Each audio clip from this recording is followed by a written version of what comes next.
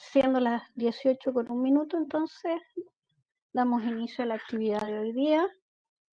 Muy buenas tardes a toda la audiencia. Mi nombre es Marisol Hernández, soy la directora de Informática Educativa. Agradezco la confianza que han tenido en la Universidad Autónoma para seguir este curso con nosotros. Esta tarde contamos con la participación de la docente Catherine Irma. Ella es magíster en odontología con especialización en odontología pediátrica y es quien gentilmente generó este curso para que ustedes pudieran disfrutarlo durante toda esta semana y la próxima. Y en esta única actividad que tenemos en tiempo sincrónico, le damos la bienvenida a Catherine. Catherine, es un gusto estar contigo. La audiencia es toda tuya. Ya, muchas gracias, Marisol. Bueno, antes de comenzar, también darles la bienvenida a este curso de odontopediatría en tiempos de COVID-19. Como bien decía Marisol, mi nombre es Catherine Irma, soy odontopediatra y la idea es mostrarle en esta videoconferencia de qué se va a tratar este curso, poder conversar un poco de ciertos temas de esta área de la odontología en los tiempos que estamos viviendo ahora y poder ser un aporte en la atención de pacientes pediátricos. Vamos a comenzar. Voy a apagar aquí el video para que se vea más grande la imagen, la presentación.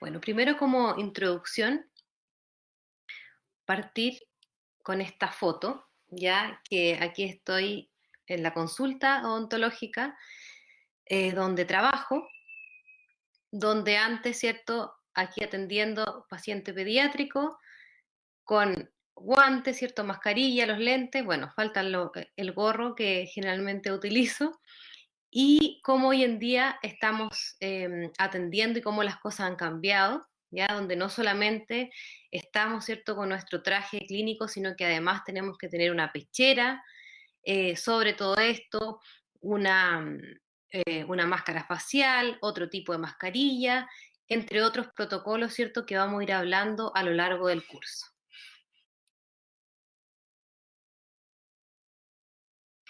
Y entonces vemos cómo este virus, ¿cierto?, COVID-19, esta enfermedad ha paralizado completamente al mundo y a nuestro país. Sabemos que es un virus altamente contagioso que ataca principalmente nuestro sistema respiratorio y que en este contexto, ¿cierto?, la atención odontológica pudiese ser un potencial foco de contagio y de expansión de la enfermedad, lo cual nos obliga a limitar ciertas acciones que antes de la pandemia hacíamos normalmente en nuestra práctica odontológica. Entonces nos lleva a poder reorientar nuestras estrategias de atención. Y por lo anterior se ha recomendado que como odontólogos, ¿cierto?, tomemos ciertas medidas de protección personal y evitemos o minimicemos ciertas operaciones que son procedimientos que producen aerosoles, y es por eso que es tan importante los conceptos actualizados del tratamiento de la enfermedad de caries que vamos a ver a lo largo del curso, conocer los procedimientos conservadores no invasivos o mínimamente invasivos que que van a tener una gran importancia en la atención odontológica hoy en día, que en este caso va a ser enfocado en pacientes niños y adolescentes.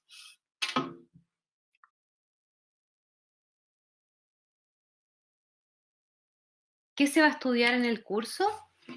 Tenemos que los aprendizajes esperados sería reconocer estrategias de tratamiento odontológico en niños y adolescentes en base a un diagnóstico con enfoque de riesgo y manejo terapéutico conservador de mínima intervención. Ya dentro de esto tenemos que los contenidos que van a abarcar van a ser generalidades de la enfermedad de COVID-19, protocolos de atención en el control de aerosoles, vamos a abarcar la enfermedad de caries, tratamientos no invasivos y de mínima intervención, que nos van a ayudar a poder lograr el aprendizaje esperado de este curso.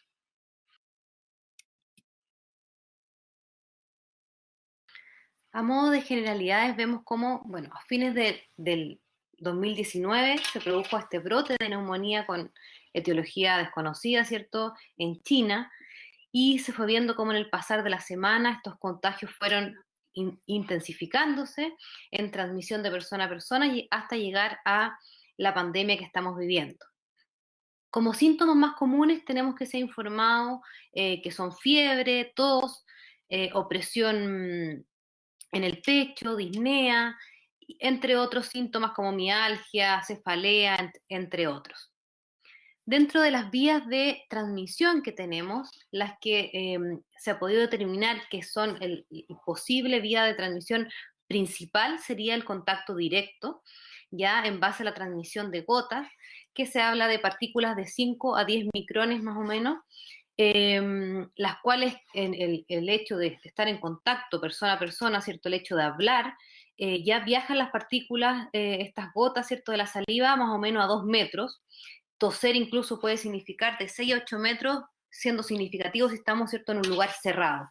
Y es por eso que se toman las medidas de la mascarilla y mantener el distanciamiento social. Por otro lado, también se habla de la transmisión en base a los aerosoles, que también podría ser una posible ruta de contagio, donde tenemos estas concentraciones en el ambiente, donde en un lugar cerrado, y en el caso de los procedimientos odontológicos, podrían tener una connotación importante en la transmisión, lo cual vamos a ir hablando, lo vamos a hablar más adelante. También se habla de una transmisión indirecta, que estas gotas podrían llegar a la superficie, donde al tocarla con las manos las podemos llevar, ¿cierto?, a nuestro organismo a través de los portales de entrada, que son las membranas mucosas, como la nariz, la boca, los ojos, y por eso también es tan importante el equipo de protección personal, ¿ya? Y además se ha hablado que también pudiese ser, que pudiese haber una transmisión aérea, de este contagio, por lo cual es importante todas las medidas que vamos a ir hablando a través de este curso. Cabe destacar también que el coronavirus tiene un periodo de incubación que se habla de 4 a 5 días, pudiendo infectar de 24 a 48 horas posteriores a este contagio, ¿ya? Y también se ha estimado que este virus puede permanecer y mantenerse en los aerosoles, ¿cierto?, por 3 horas y contaminar un radio de hasta casi 5 metros, depositándose en la superficie y manteniéndose ahí, dependiendo de qué tipo de superficie, cuánto tiempo esta puede durar. Otro tema importante y que es algo que para nosotros tiene gran relevancia es el caso de los pacientes asintomáticos, lo cual en los niños se ha reportado que más o menos pudiésemos tener de 15 a 20% de niños asintomáticos, lo cual tiene una importancia porque son niños que vamos a tener y que podemos atender en nuestro box sin ningún síntoma, ¿cierto? Que por más que les tomemos la temperatura y puede estar perfectamente contagiado. Entonces eso es donde más tenemos que tener cuidado.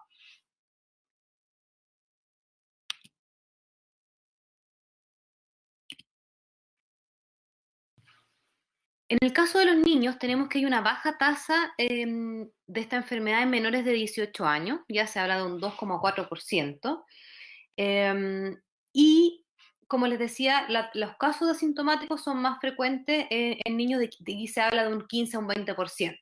¿Ya? Que son estos pacientes que pudiésemos nosotros atender en la consulta y que pudiesen ser asintomáticos. El papel de transmisión que estos cumplen no se ha podido determinar bien, ¿ya? Hay diversos estudios, se habla uno en China, que se hablaba que los niños sí podían transmitir la enfermedad.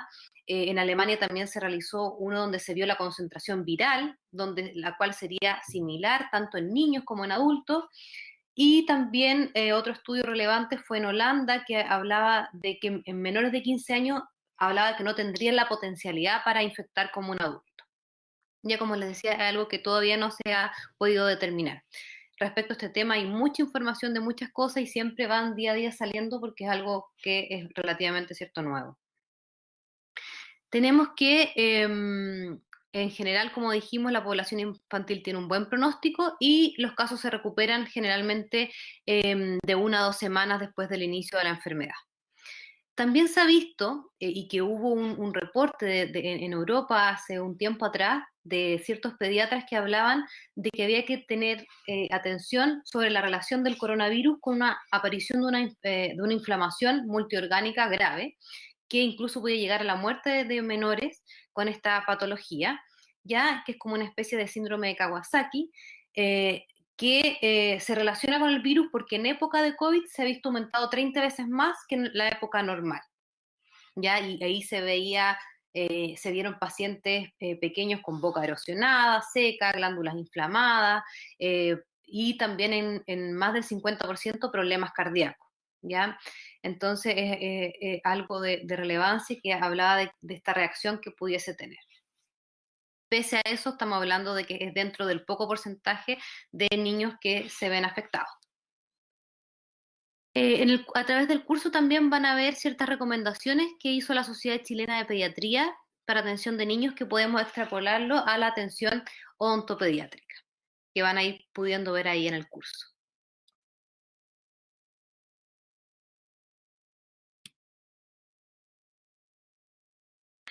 Respecto a la atención odontológica en el contexto de la pandemia, como vemos en la imagen, ¿cierto?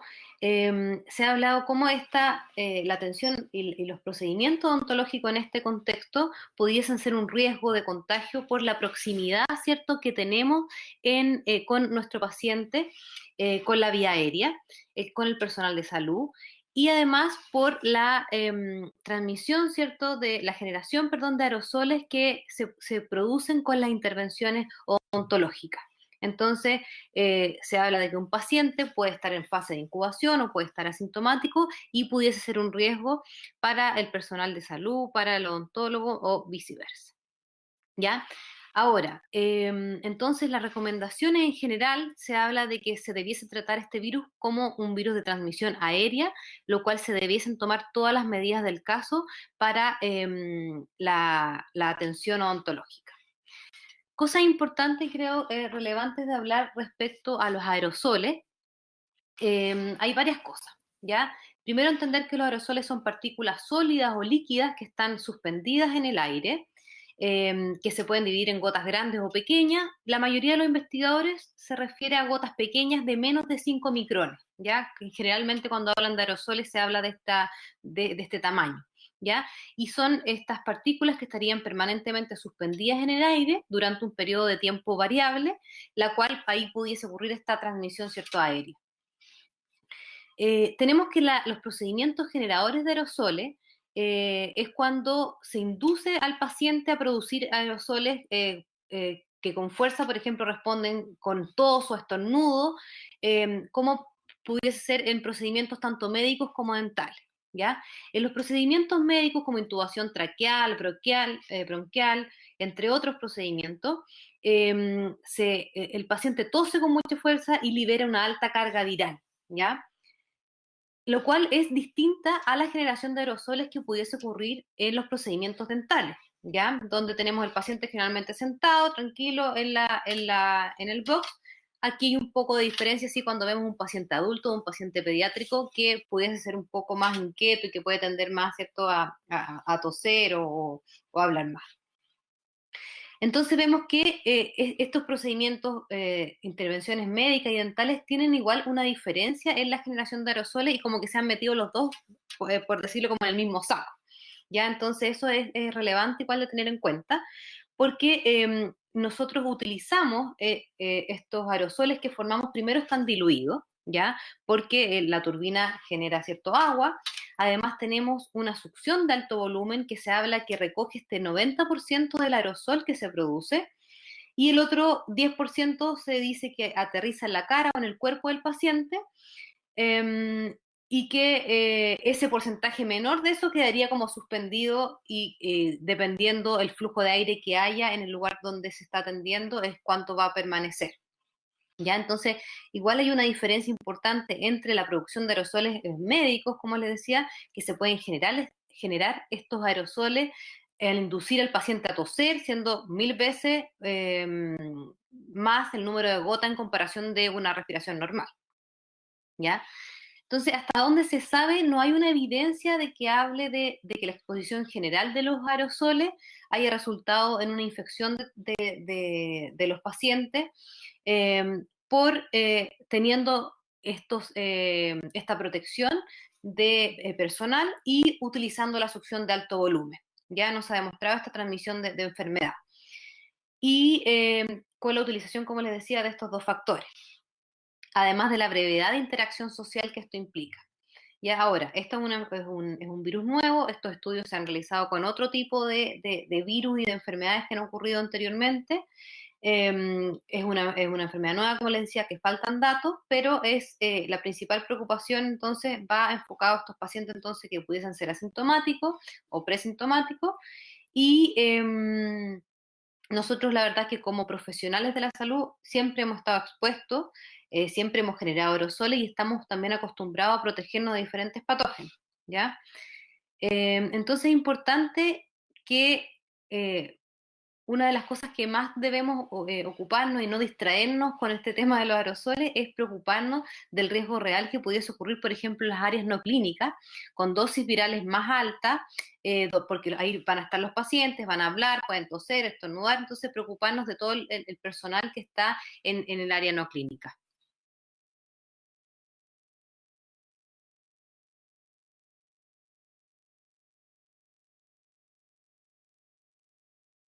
Ya aquí podemos observar el equipo de protección personal estándar para la atención odontológica de alto riesgo. De alto riesgo se refiere a procedimientos que generan aerosoles, ya los cuales debiésemos estar, ¿cierto?, con escudo facial, se habla de mascarillas de tipo N95 o equivalente, gorro clínico que debiese ser desechable para cada paciente, ya porque se habla de que este pudiese permanecer igual o en el pelo o en la tela, guantes de látex o nitrilo impermeables que cubran el puño, delantal impermeable de manga larga, ya como aparece acá, y de apertura posterior y también cubre calzado, que también sea desechable, ¿ya? Una de las cosas muy importantes de esto es la relación, además del uso apropiado de este equipo de protección, es que sepamos poner y quitarlo, que es una de las cosas más importantes donde puede ocurrir también el contagio. Entonces, sobre todo al quitarlo, luego de los procedimientos de generación de aerosoles, ¿ya? Entonces ahí ustedes van a ver en el curso unos links, unos videos que muestran cómo ponerse el equipo de protección y cómo sacarlo.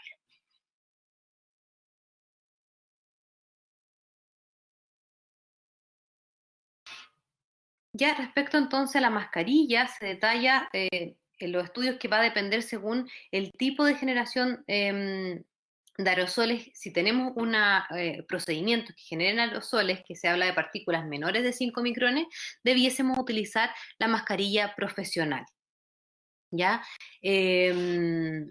Y la quirúrgica, en caso, que es la mascarilla que utilizamos, ¿cierto? Normalmente, pudiésemos utilizarla si es que no tenemos procedimientos que generen aerosoles.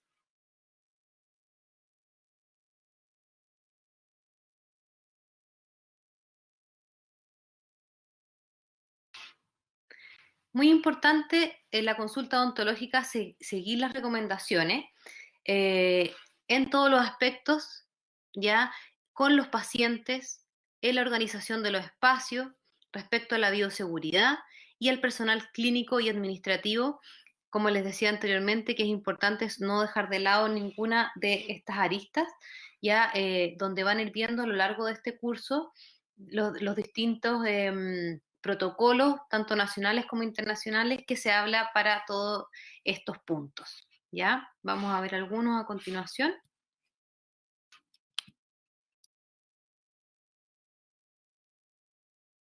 Ya, acá podemos, bueno, esta es una imagen de un manual entregado de la Asociación Dental Francesa, que también fue traducida por la Sociedad Española de Odontología, como guía práctica de recomendación de expertos sobre la atención odontológica, ¿ya? Algunas recomendaciones que nos dicen acá y en otros protocolos que van a ver a lo largo del curso son que el paciente previamente a la atención se efectúe enjuagues, puede ser con peróxido de hidrógeno al 1%, hipoclorito de sodio al 0,1% o povidona yodada, previo a la atención, ¿ya? Y esto en el fondo por la susceptibilidad que tendría el virus a la oxidación que provocaría estos enjuagues. ¿Ya? Se sugiere también solicitar exámenes imagenológicos extraorales con el objeto de evitar contacto con la saliva y estimular en el fondo el reflejo de la tos, sobre todo en el caso de los pacientes pediátricos, y estaría, por ejemplo, indicada una radiografía panorámica. El acompañante, la idea es que o espere afuera y en pacientes más pequeños, si entra a la consulta, que esté con mascarilla. ¿Ya? Debiésemos usar gomadique si es que se va a utilizar ciertos procedimientos, que sea un trabajo a 4 manos, evitar lo más posible procedimientos que generen aerosoles.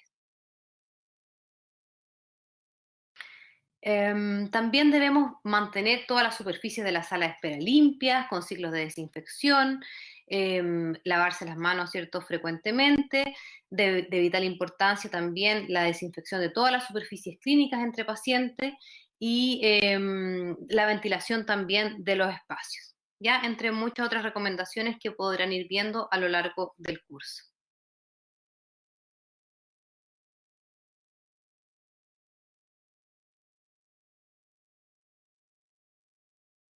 Entonces recordemos que como equipo odontológico somos responsables de mantener ambientes desinfectados de modo de controlar la transmisión de esta enfermedad altamente contagiosa, ¿cierto? Implementando entonces ciertos procedimientos que nos pueden ayudar al protocolo de tratamientos para pacientes pediátricos. En base a eso es muy importante tener conceptos actualizados, ¿cierto?, de caries para poder conocer ciertos procedimientos no invasivos o de mínima intervención con enfoque conservador y biológico que nos podrían ayudar y que tendrían relevancia en este contexto de pandemia, ya que adquieren una connotación importante. Ya entonces sabemos que la enfermedad de caries es un desequilibrio ecológico causado por el aumento de la ingesta de carbohidratos fermentables que nos va a llevar a un desbalance del biofilm y la pérdida de mineral causado por ácidos bacterianos. Ya sabemos que hay 2 factores fundamentales que tienen que ver con el biofilm y el tema del azúcar. ¿Ya? Aquí es importante en el fondo tratar la enfermedad, no solamente las lesiones que ésta pudiese provocar, sino que lo más importante es que podamos tratar esta enfermedad, volver a un equilibrio de nuestro medio bucal, llevar, instalar factores protectores que hagan que podamos detener la desmineralización y así poder detener este proceso de caries.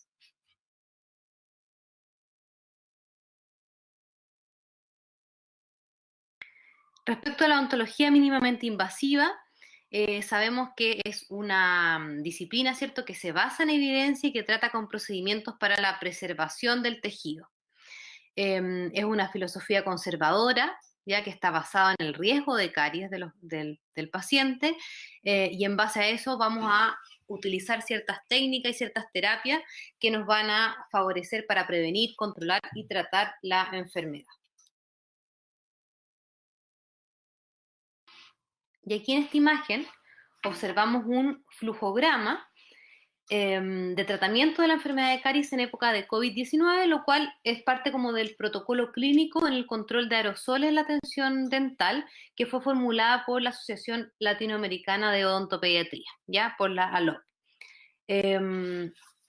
Bueno, muy importante que todos estos tratamientos ya deben ser aplicados con cepillo dental, un buen cepillado dental, una buena higiene, con el flúor que corresponde en su cantidad, indicación específica según la edad del paciente, y también con el control, ¿cierto?, dietético de los azúcares, que es fundamental para poder tener éxito en nuestros tratamientos. Entonces podemos observar como estrategia, ¿cierto?, que se habla en lesiones iniciales, en esmalte no cavitado, supervisión del cepillado, habla de resinas infiltrantes, barniz de flúor y que también se pudiese utilizar fluoruro de amino de plata. Tenemos en lesiones moderadas, que ya tenemos esmalte cavitado, también utilizar cierto flúor, el fluoruro de amino de plata, sellantes terapéuticos en este caso, que serían si el esmalte está cavitado, y también tratamiento de ART, cierto restauradora traumático. Si tenemos ya estas lesiones en dentina, se habla de que también se pueden utilizar, si estamos hablando de la dentina, ¿cierto?, de la parte externa, sellantes de fosa y fisura y ART. En el caso de lesiones avanzadas, con dentina cavitada, se habla de fluoruro de amino de plata, ART, manejo no restaurador de la cavidad y técnica de Hort, que la vamos a hablar un poquito más adelante y la vamos a abordar en el curso.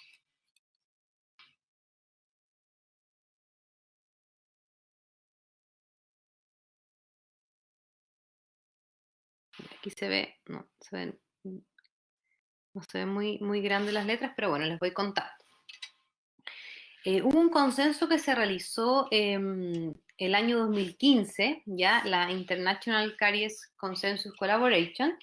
Se juntaron varios expertos en cariología de 12 países en Bélgica, donde se discutieron varios temas relevantes de cariología, donde se vieron ciertos contextos que requerían como clasificarse y aclararse respecto a los tratamientos, ¿ya?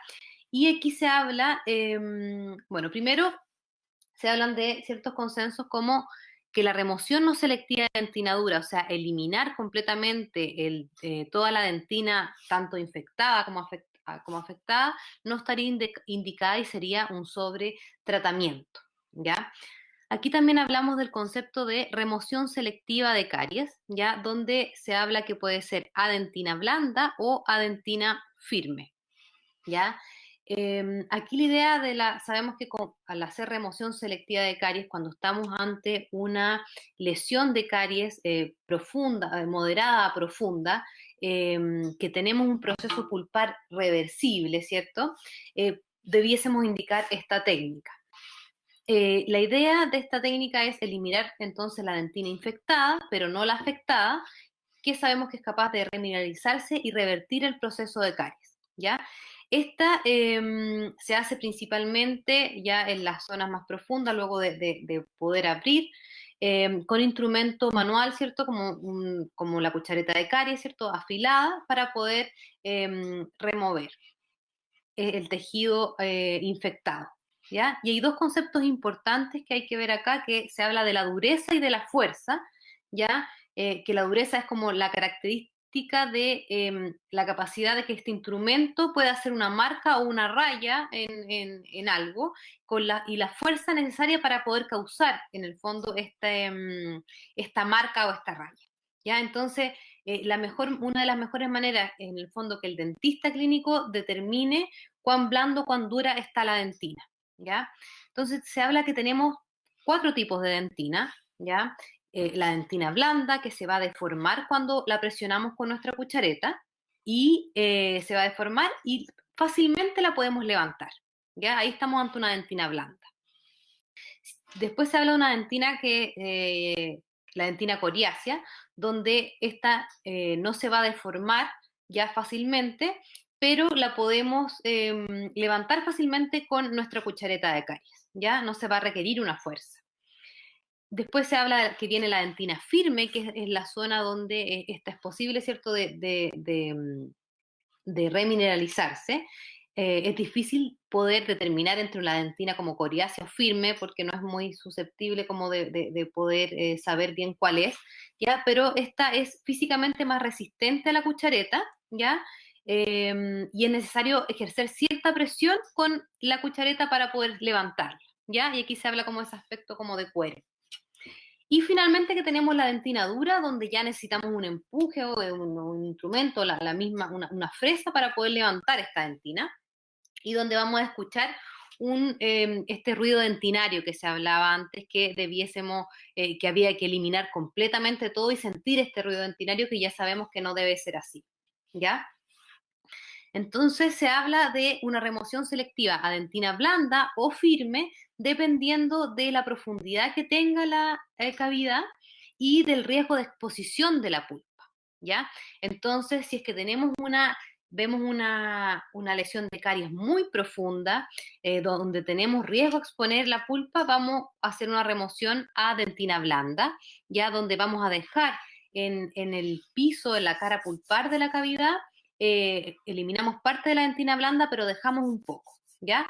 Y la remoción selectiva a dentina firme, que se habla de eliminar toda esta dentina blanda y dejar esta dentina coriácea o firme que tiene este aspecto de cuero, que físicamente tiene una resistencia a la cuchareta, ¿ya? Ahora, lo fundamental de la remoción selectiva de caries es que sí eliminemos completamente la dentina blanda, ¿cierto?, de las paredes de la cavidad, y que sintamos en el fondo ese ruido dentinario en las paredes. Y lo otro que es muy importante es también tener esmalte sano fuera de esta para que podamos tener adherencia a los materiales adhesivos. Dentro del concepto también de remoción selectiva de caries está el de retiro gradual o stepwise, pero ese se habla y es indicado en dientes permanentes, ¿ya? Donde en el fondo ahí lo que se hace es que el primer paso del stepwise es una remoción selectiva de caries a dentina blanda y se espera de 6 a 12 meses y posteriormente se abriría para hacer como un retiro a llegar como a dentina firme y poder hacer ahí la restauración definitiva del diente. En el caso de los dientes primarios, vamos directamente a una remoción selectiva de caries a dentina blanda, en el fondo, no se hace una stepwise. No tendría sentido volver a abrir. También tenemos aquí el concepto de ART, que en el fondo es una remoción selectiva de caries, la cual va a ser a dentina blanda o firme dependiendo también de la profundidad, pero aquí solamente utilizamos instrumentos manuales, eh, donde también solamente, como les decía, instrumentos manuales, mantener lo mismo, las paredes, ¿cierto? Completamente, ¿cierto? De dentina dura y tener un sustento de esmalte por fuera para poder sellar con un material adhesivo que generalmente hablamos de un vidrio ionómero de alta densidad. Otro concepto que se estableció también acá fue el de sin remoción de tejido cariado, que en el fondo no eliminaríamos nada de tejido afectado, ¿ya? Y aquí tenemos en base a materiales donde aplicamos, si es que hay caries inicial, por ejemplo, un sellante terapéutico, donde no vamos a abrir, sino que simplemente ponemos este sellante sobre esta lesión inicial y al poner esta barrera mecánica no seguiría avanzando esta lesión de caries. O si es que hay caries en el tercio externo de la dentina, también se habla de que se pudiese esto sellar y no seguiría avanzando porque no vamos a tener nutrientes para que las bacterias sigan provocando ácido. También aquí se habla del control no restaurativo de la cavidad, que es dejar estas como cavidades, dejar una cavidad abierta, ¿ya? Siempre que quede limpiable y que tenga, que nosotros incluso ahí pudiésemos a veces abrir un poco los márgenes para dejar esta cavidad como más expulsiva y limpiable por el paciente. Inclusive también pudiésemos poner flúor, pero esta va a ser muy necesario la cooperación en casa de los padres y del paciente porque tiene que haber una prevención intensa, ya muy rigurosa en casa, ¿ya? Para que así pueda tener éxito, ¿ya?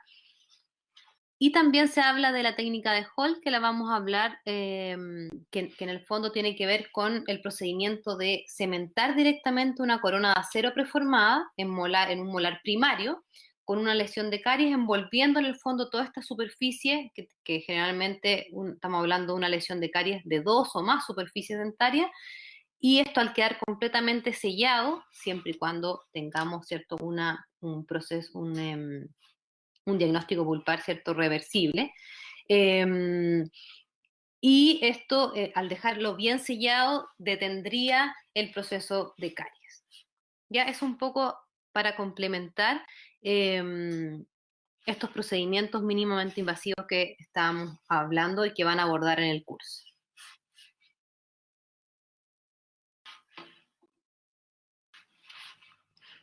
Ya entonces acá vemos, como habíamos dicho, ¿cierto?, en los procedimientos indicados por la LOC, uno de los que más utilizamos, ¿cierto?, tratamientos remedializadores, donde sabemos que para el logro de este proceso de remineralización y para el control del proceso de caries debemos va a incluir el control mecánico del biofilm, ¿cierto?, a través de una rigurosa higiene oral, la modificación química en algunos casos del biofilm utilizando cierto antimicrobiano, proceso de fluoroterapia, control de la dieta y en algunos casos también cierta estimulación de la saliva para poder lograr buenos tratamientos remineralizadores, ¿ya? También tenemos la técnica de la aplicación de fluoruro de amino de plata, ¿ya?, que se observa aquí en la foto, el cual deriva de la conjunción de nitrato de plata y fluoruro, la cual se indica en lesiones iniciales no cavitadas o en lesiones moderadas con o sin cavitación, inclusive en lesiones proximales, ¿ya? Hay varias revisiones sistemáticas publicadas que indican que este detendría con éxito la caries dental en niños, y parece ser adecuado para niños pequeños que son menos cooperadores y también que se utiliza a veces como a nivel comunitario, que son más vulnerados socialmente, que se podría utilizar esta técnica, ¿ya? Estéticamente, claro, deja estas tinciones, pero la idea es como detener rápidamente estas lesiones y posteriormente se pudiesen realizar unas restauraciones más estéticas. También tenemos los sellantes, y hablamos un poco de los sellantes terapéuticos, ¿cierto?, de lesiones iniciales que van a prevenir la progresión de caries o también como un procedimiento preventivo. Estos van a prevenir el crecimiento de las bacterias con esta barrera física, ¿cierto?, entre la pieza dentaria y estos lugares como retentivos de la superficie del diente. Y también tenemos el tratamiento restaurador traumático, ¿cierto?, que lo hablamos anteriormente, de cómo con un instrumento manual vamos a remover esta dentina reblandecida y se habla que después de un tiempo se detiene esta lesión de caries, se reorganiza la dentina afectada, se reducen los niveles de bacterias orales cariogénicos inmediatamente después de la colocación de este material. Y la técnica de Hall también, que lo hablamos un poquito anteriormente, cómo se cementa estas coronas de aceros preformadas en molares primarios, donde la característica principal es que es sin remoción de tejido de caries, no se utiliza anestesia, no se prepara el diente como cuando uno aplica una corona preformada normalmente, y al hacer una buena técnica y permitir este perfecto sellado de la lesión, haría que el microambiente se torne en el fondo más inapropiado para que progrese las caries, ¿ya? Y bueno, se ha visto una gran longevidad en el tiempo superior a otros procedimientos, incluso restauradores, hasta que acompañan al diente hasta su exfoliación fisiológica. Y se hablan de éxitos superiores a 5 años en seguimientos que superan tasas de éxito mayores al 90%.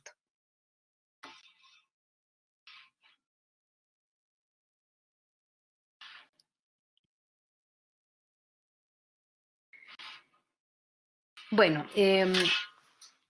a lo largo de este curso entonces van a poder ver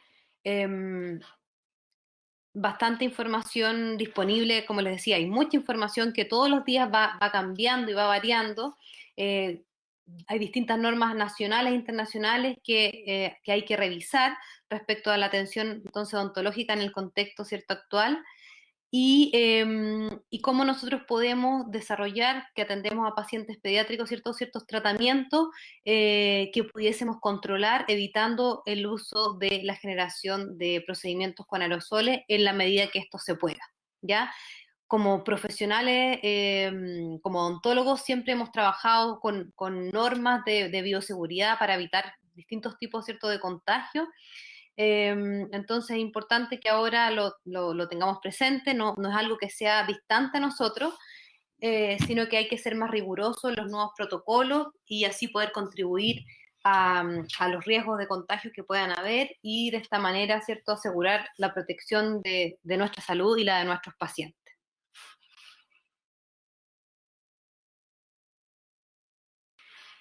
La evaluación final se desarrollará a través de un cuestionario que es automatizado y cronometrado, que tendrá dos oportunidades para rendirlo. Y para aprobar el curso se debe completar la revisión de todos los contenidos de estudio, desarrollar esta evaluación con una nota mínima de aprobación de un 4.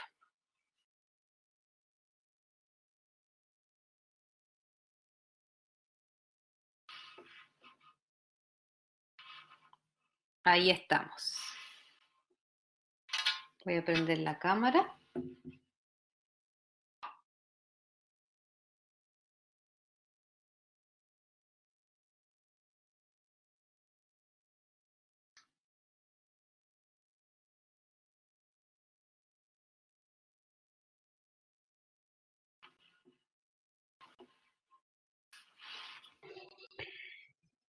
Bien, iniciamos la fase de consultas. Entonces, Catherine, vamos a mirar el chat ahora Sí, para, para ver las consultas que nos han planteado los participantes.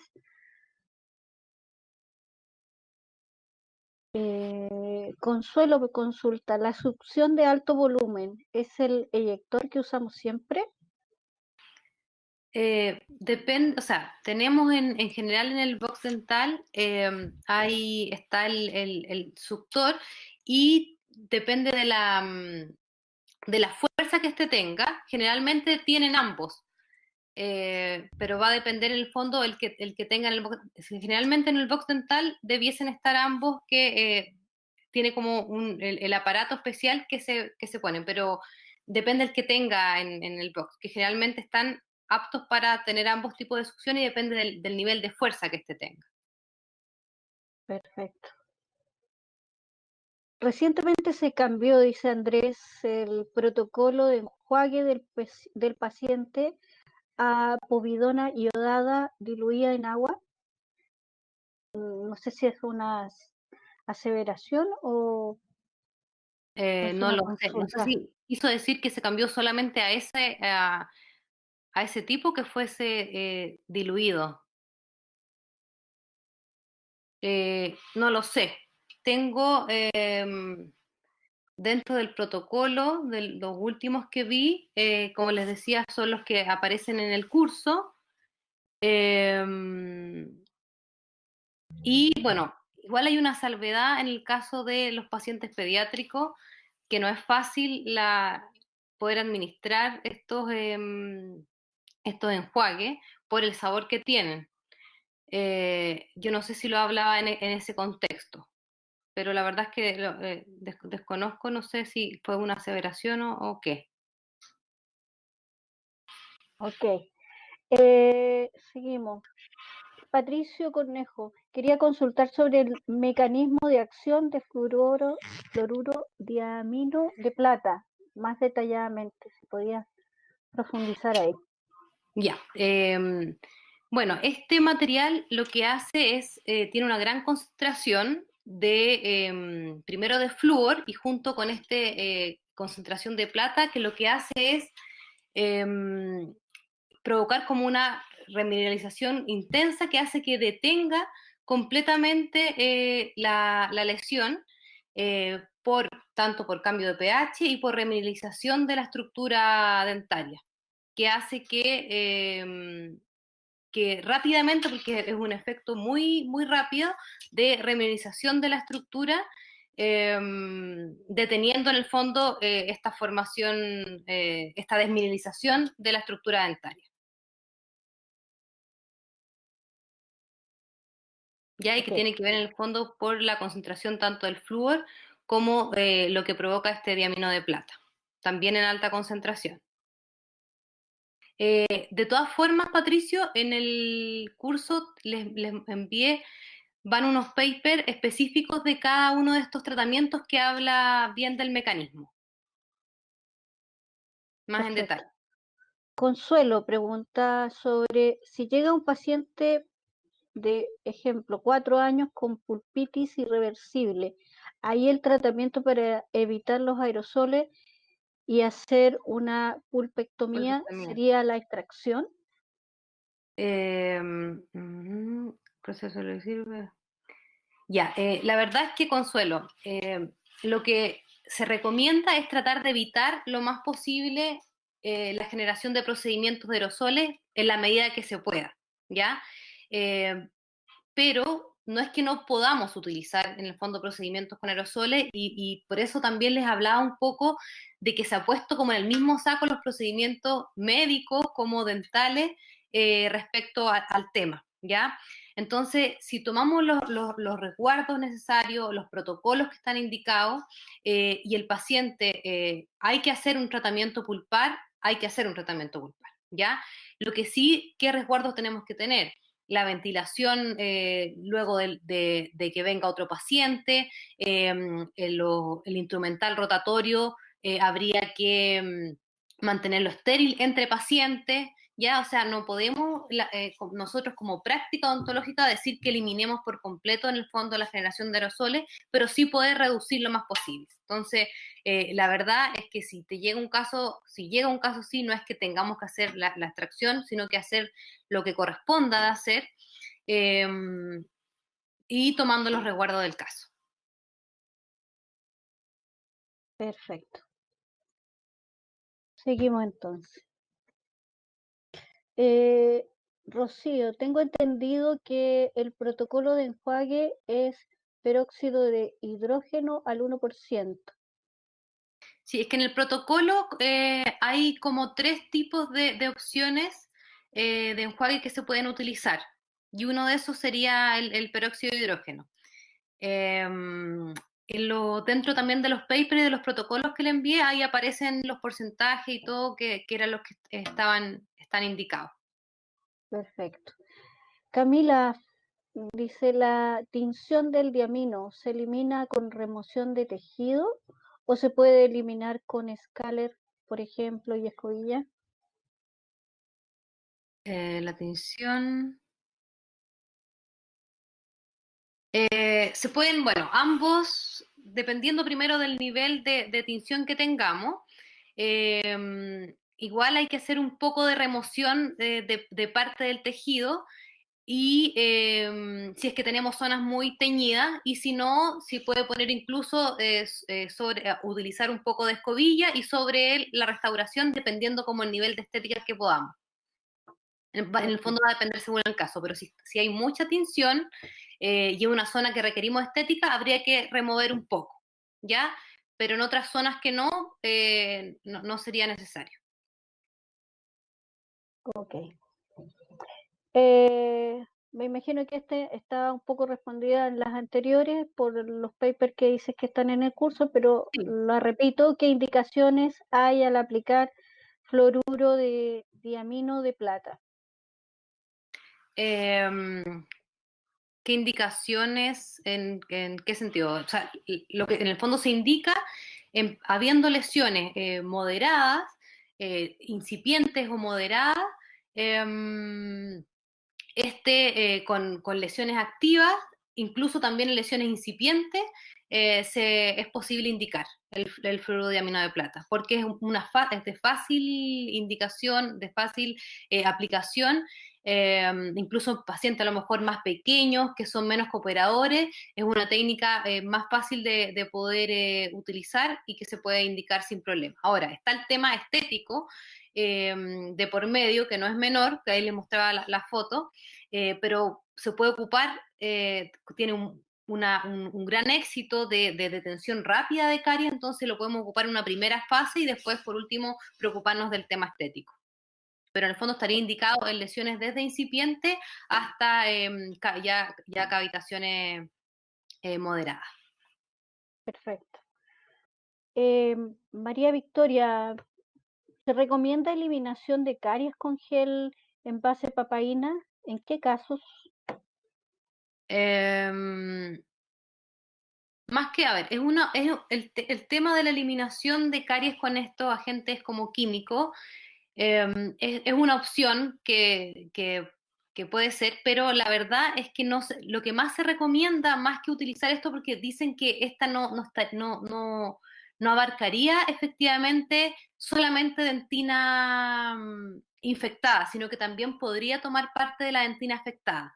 Entonces, lo más recomendable es los conceptos que yo les hablaba de ver el tema de la dureza y la fuerza en la dentina. Eso es como lo más cercano a poder identificar el tipo de dentina, ¿ya? Entonces, que nosotros sintamos que podamos eliminar esta dentina fácilmente, que podamos sacarlo sin fuerza, que eso tiene es mucho más fidedigno a la utilización de estos agentes químicos, como la papaína o como también está el Brix o otros tipos.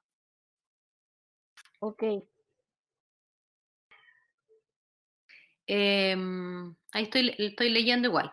Carla dice, Sí, ¿cuánto tiempo se recomienda ventilar el box? Mira, la verdad es que vi bastante diferencia respecto a lo indicado. O sea, en algunos casos el protocolo habla como de una ventilación desde 10 a 30 minutos, eh, más o menos, y otros, y lo que más va a depender en el fondo es del lugar donde se esté, del tipo de ventilación. ¿Ya? O sea, si tenemos una ventilación directa, ojalá ventana hacia afuera, es distinto a, por ejemplo, tener una ventilación con aire acondicionado. Si hay aire acondicionado, también hay filtros que se podrían utilizar que serían de ayuda, ¿ya? Y en esos casos se hablaba más o menos de 10 a 30 minutos de ventilación entre pacientes. fantástico. En el caso de pacientes difícil manejo, pacientes pediátricos muy pequeños, ¿cómo se le puede hacer contención? La cual siempre notaba o ayudaba a la madre o acompañante. ¿Cómo se puede hacer ahora cuando nos pide que los acompañantes estén afuera?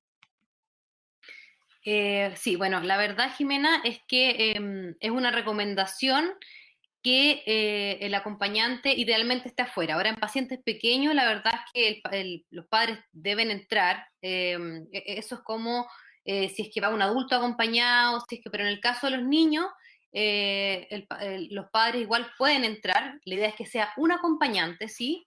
Y que éste esté con su mascarilla dentro del el box. ¿Ya? Ahora, ya es difícil el tema del manejo porque piensen que estamos, o sea, ya nos costaba hacer esta adaptación, ¿cierto?, del paciente a la consulta y ahora además estamos como astronautas, ¿cierto?, vestidos y poder atenderlo hace que sea mucho, que tengamos una lejanía mucho mayor. Entonces ahí, bueno, hay que ser creativos nomás, primero que nos ayuden, si es que es necesario, como les decía, el acompañante tiene que estar, el asistente también ayudarnos y ser creativos lo más posible dentro de toda la adaptación que podamos tener. Yo, por ejemplo, atiendo con esta máscara y le pongo unos stickers, también tenemos estas batas, hay algunas también con monito, de colores, eh, eso más que nada como por el tema de la adaptación, digamos. Pero en el fondo, si son pacientes más pequeños, los padres, un acompañante sí debe entrar. Perfecto. ¿Se les puede pedir que se sienten con ellos?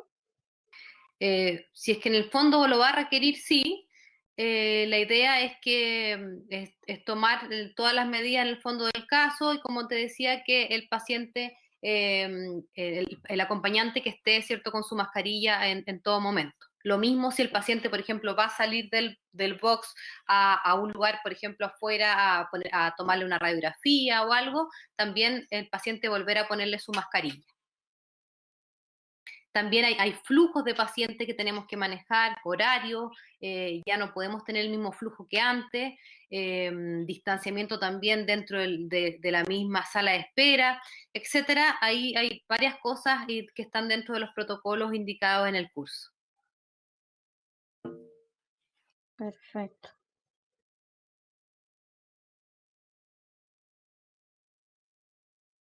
No hay más consultas. Yo te agregaría una consulta, Catherine.